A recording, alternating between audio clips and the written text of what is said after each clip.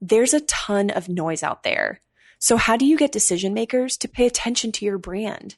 Start a podcast and invite your ideal clients to be guests on your show. Learn more at sweetfishmedia.com.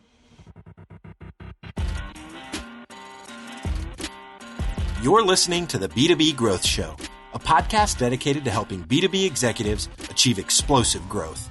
Whether you're looking for techniques and strategies or tools and resources, you've come to the right place. I'm James Carberry. And I'm Jonathan Green. Let's get into the show. Welcome back to the B2B Growth Show. This episode is sponsored by Directive Consulting, the B2B search marketing agency.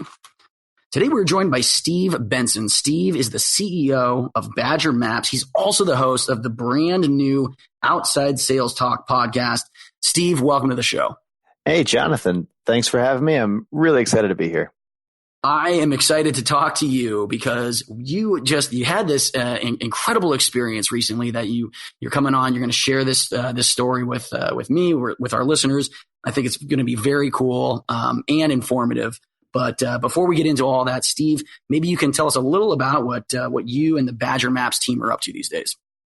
Sure. So what we do at Badger is we have a application for field salespeople, outside salespeople to organize their territory, organize their time, build routes, see all their customers on a map, focus on the right customers when they're planning to be in the field or when they're in the field, all right on their, within the browser or on their mobile device. So that's kind of what we're doing. The company's growing really nicely and we're having a lot of fun doing it right now.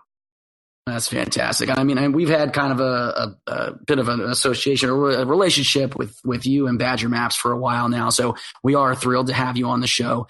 Recently, you had a 7-week customer success road trip. So that's kind of what we're going to be talking about today, a customer success road trip. Steve, tell us sort of why you wanted to do this in the first place. Like, where was your head at? What were your priorities? The trip had a bunch of goals and a bunch of reasons why I did it. So we kind of identified of our 300 customers that are sizable companies. So we have thousands of companies using this, but a lot of them are smaller. But of the 300 or so that are more sizable, we try to kind of build a route of me being able to drive around the country and see as many of them as possible. And, we have customers around the world, but the vast majority are in the U.S. And even though the U.S. is a big place, in 7 weeks, you can really drive around the whole thing, right? And so there were a lot of reasons to do this. And, the most important of which is just getting to know a bunch of our customers face to face. And we sell with an inside sales strategy. So most of our customers have never met us face to face. And so I wanted to meet with them and have them know us and put a name to the face, a face to the name, I guess, of Badger. So deepen the relationship and help me get a better understanding of what was important to them, how they were using the tool, what they liked about it, what they wished it did. And there's a ton of value to that, right? Like I guess I didn't have what a lot of people would consider a major reason to do this. It was like we're launching a new product and I'm trying to cross-sell it or upsell this group of customers onto, this service as well. There wasn't anything like that. It was more just, I want to deepen the relationship, move those satisfaction scores from 8s to 9s or 10s or 9s to 10s or 7s to 8s, kind of help move the customer satisfaction up the scale, mitigate risk, around understanding if there was some kind of pattern like problem that a lot of them were having or thing that they didn't like and know what they liked the most so I could guide the engineering team to double down on it. So there were a lot of reasons to do a trip like this. The reasons not to is that driving around the country for 7 weeks is totally crazy, but yeah. I mean, to sort of execute on something like this and to make this a priority. I mean, that is a sacrifice, but it's amazing that you did it. You talked about this idea of putting a face to the name, and we're here at Sweetfish and here on the B2B Growth Show, we're in the world of podcasting. So much of what we do is done remotely. It's done, via the computer. You don't necessarily have that physical interaction. We've got team members, our own team all over the country. But I do think there is something to be said for this idea of this face-to-face interaction being slightly irreplaceable, or at the very least, it's very difficult to replicate the benefit that you can get from that quality in-person interaction. Absolutely. Yeah. It's one of the reasons why field sales is so important, and why you do have to your sales team needs to get out from behind their desk and meet with your important customers face to face. It's just worth it. And, also the part of this is eating our own dog food, right? One of the core things our thing is it's for salespeople, field salespeople, to get in front of more customers and, route their day, organize their time in the field. So it was a really fun way for me to use our own product and kind of, build a route that lasted 7 weeks, and each day had its own route, and where I'm going, when I'm going there. And there was that element too. And that was a lot of fun to actually get, because I'm never out from behind the desk. Basically, I'm kind of, Badger has 3 offices now, well, 4 offices really. The European one in Spain, and Utah, and San Francisco, and the Philippines. And I spent all my time bouncing around between those. So it was great to actually, but I'm always behind a desk at one of them. So it was great to get out from behind that and get back to my roots, which is really field sales. And I guess I'd call my background field sales and field customer success. So, but that was before we called it customer success. Then it was just, you manage your existing customers. Like, don't make sure they're happy and don't quit. Now we have a name for it. You have to put a name to everything these days. So, in terms of, obviously you did a lot of prep work, preparing for this sort of undertaking. So, actually, that's a misconception. I did surprisingly little prep work. Wow. We sent an email to our 300 big customers, and it was kind of like, hey, I'm going to be in town around these dates. Do you want to meet? And because we kind of sketched out approximately what my route would be. So I started in Chicago, got a car there, drove east to Boston through all the Midwest states, south to South Carolina, west to Georgia, north to Minnesota, south to Texas, and then out to California. And that's kind of the skeleton of the route. And so we knew approximately what dates I'd be everywhere. And the customers that, of the 300 customers, the 100 were like, we were able to actually line it up to meet with them. And it wasn't as thought out or planned as one would expect. Obviously we have, we make a planning tool for field sales routes, so that does help a lot. When you are in that business, yes, that helps a lot. I am shockingly good at making routes in my own product. I can do very few things well in this world, but using the Badger map, I can do. You got that. You got that on lockdown. Good to know. Yeah. But it was surprisingly little setup. I stayed in kind of low end hotels the whole time, and those are all empty now. With the whole world of Airbnb, the crappy low end hotels are all empty everywhere. So you can get those everywhere. I didn't plan meals or anything. I just kind of went to Whole Foods and grazed upon their wonderful salad bar. But yeah, salad bars and cheap hotels that had. I would try to set hotels that had exercise facilities so I wouldn't lose my mind. But other than that, there wasn't a ton of prep work to go into it. Honestly, it was just an email blast and hey, who wants to sit down and so the conversations that you were having then, so even those were sort of. It sounds like they may have been fairly natural, organic. You probably had a couple of standard questions for everyone, but was this just you asking about their experience and really just trying to take that feedback to heart? Yeah, and that's kind of how I'd prep them. I would just be like, I want to see how you're using this, so I can better guide our engineering team to make stuff that's more useful for you. So I want to see what you like and what you'd like to see more of, what you wish it did, what would make you happier.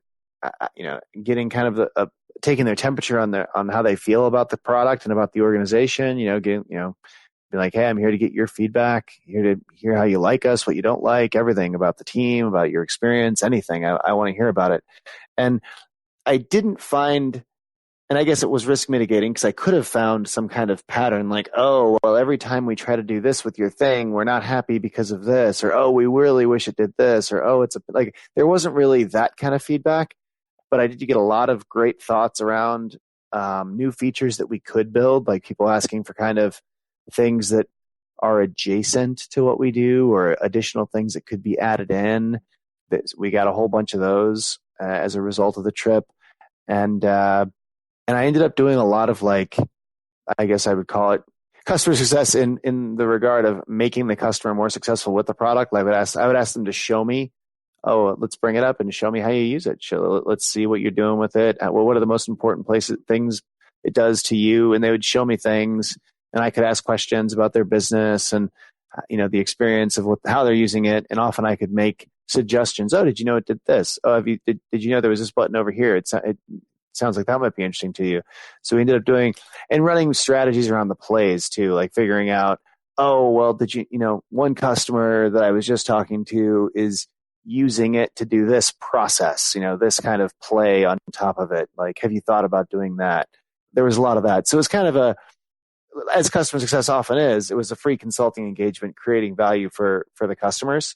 And in return, I got a bunch of information, deepen the relationship, that sort of thing. I mean, to be clear, I would recommend that every software company, obviously this is hard to do. You wouldn't do this before you had customers, but once you have a decent number of customers, either the CEO or the VP of sales or the VP of product, someone who has power at the company and can shape the direction of the product, steer the different teams. Someone should be doing this. You don't have to be a lunatic like me and do it for 7 weeks, but do it for 2, do the East Coast, and 6 months later, do the West. So, take a trip to Texas and spend a week there and hit the big cities there. Once you have a sizable number of customers, it's really, you get I got so much from this, and it was so valuable. And I think everyone, it's a really efficient use of your time. And even if it feels crazy and your significant other is going to hate it, but it really is powerful. And I would recommend everyone get out and do a customer success trip of this nature.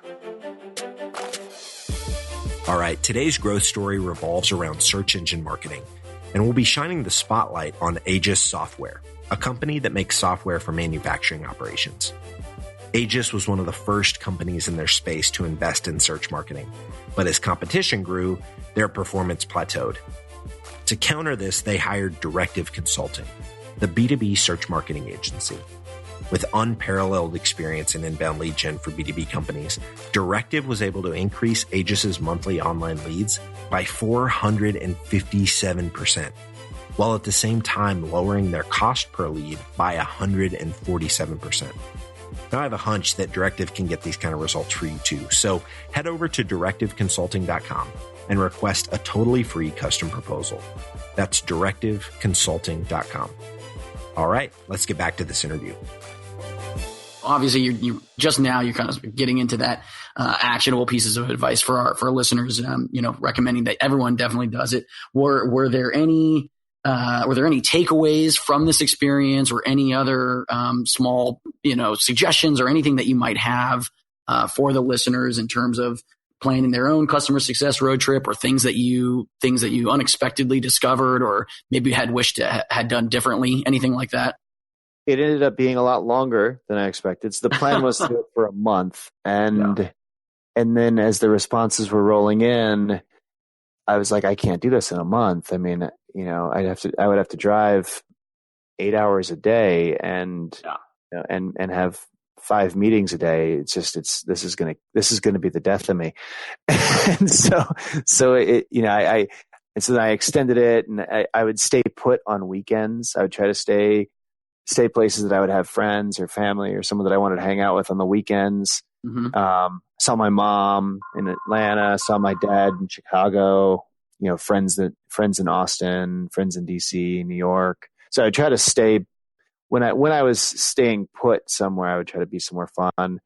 But yeah, I mean, it's easier than it sounds. And I know it sounds crazy, but it really is easier than it sounds. Like it's a 50% time job for someone supporting you. So someone on your marketing team or, a personal assistant, administrative assistant, someone on the team has to be supporting what you're doing and kind of scheduling things and, responding to people and actually setting the timings of the meetings and, locking in your hotel. Cause when you're driving 5 hours a day, and that was probably what I averaged for the 7 weeks is 5 hours a day or so. When you're behind the wheel that much and then meeting with customers and then trying to also do your day job, in my case, running the company, there was definitely not enough time to do anything. So it's very time intensive, but it's also, people are like, oh, it's got to be so tiring and stressful. But it's like, no, it's so much easier than my regular life. I'm just kind of meeting with customers who like me and hanging out in hotels and driving. It's like actually the least stressful thing I've done in 6 years. Wow. That's pretty interesting. Yeah, that's a tip, right? Like it sounds stressful and hard, but especially if you travel well and are cool sleeping in hotels and you enjoy driving, it's awesome.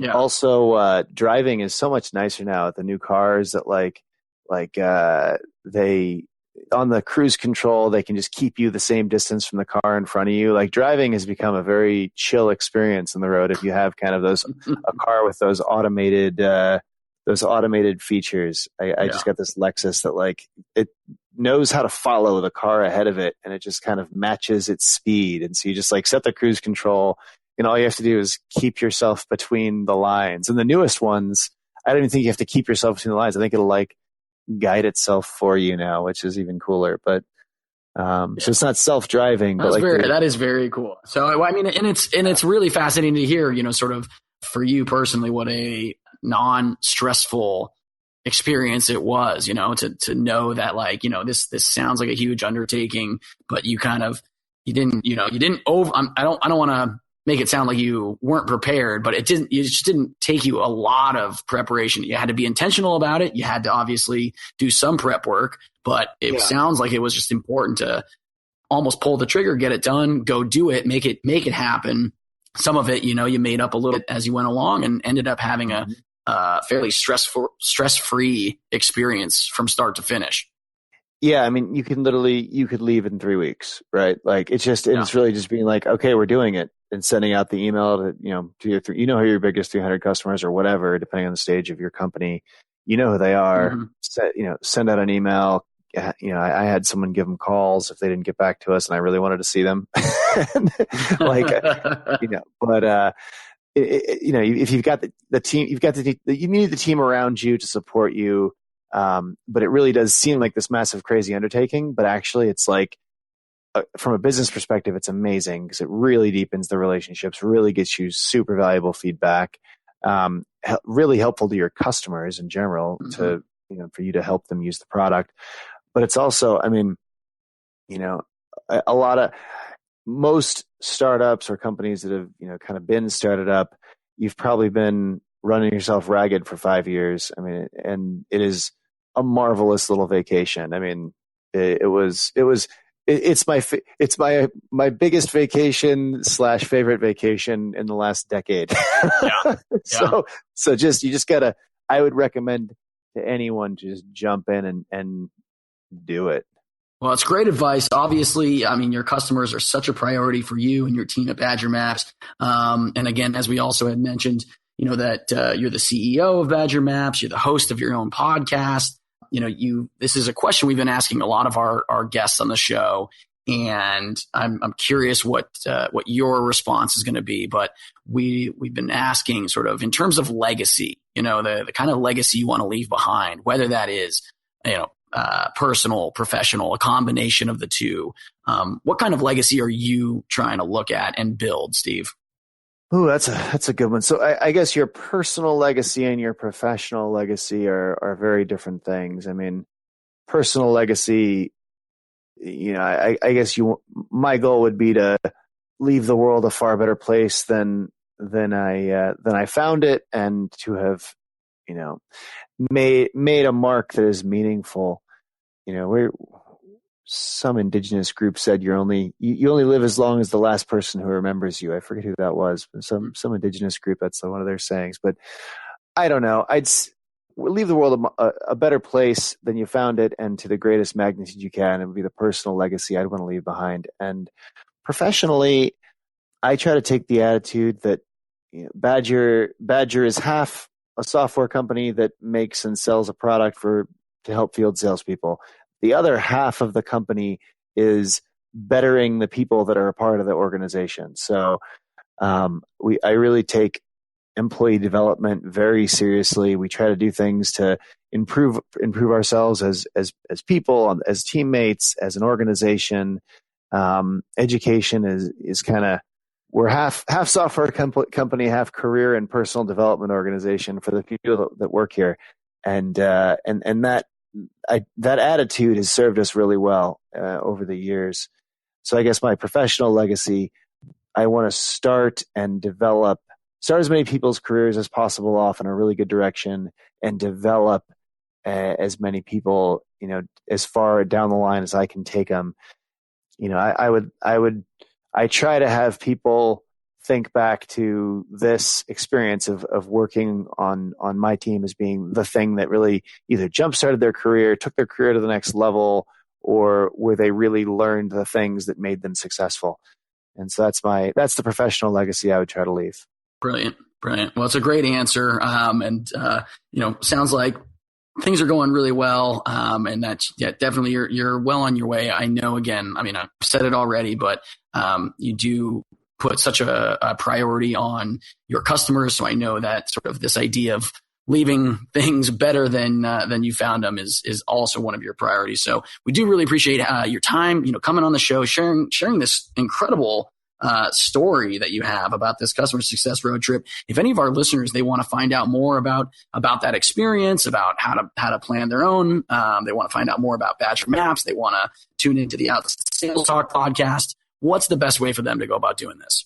Yeah, well, if they do a trip of this nature, they should use Badger to do it. It'll, to buy Badger for 2 months will cost them $18 to $84, depending on which version they get. So it's not made for CEOs to do this, but it's a really useful tool for it. So we sell this to field salespeople, but forever. They need it ongoing, but you would only need it for a month or two. So I will take your $18 and I will buy myself 3 beers.